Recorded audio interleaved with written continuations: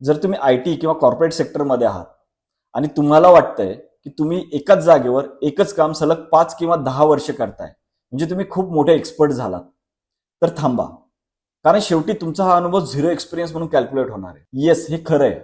अनेक लोक वर्षानुवर्ष तेच तेच रुटीन काम करत राहतात.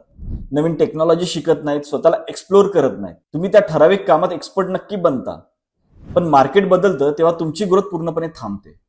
कारण तो 10 वर्षाचा एक्सपिरियन्स नसतो, तो 1 वर्षाचाच एक्सपिरियन्स तुम्ही 10 वेळा रिपीट केलेला असतो. मी माझ्या बिझनेसमध्ये एक गोष्ट क्लिअर पाहिली आहे. जसं जसं तुम्ही सिनियर होता तसं तसं तुम्ही नवीन स्किल्स अडॉप्ट केले पाहिजेत, नवीन रिस्पॉन्सिबिलिटीज घेतल्या पाहिजेत. जर तुम्ही आजच्या AI आणि ऑटोमेशनच्या काळात स्वतःला अपडेट नाही केलं तर तुमची जागा घ्यायला मार्केटमध्ये 25 वर्षाची पोरं तयार बसली आहे. कम्फर्ट झोनमधून बाहेर पडा, स्वतःला सेल्फ एक्सप्लोअर करा.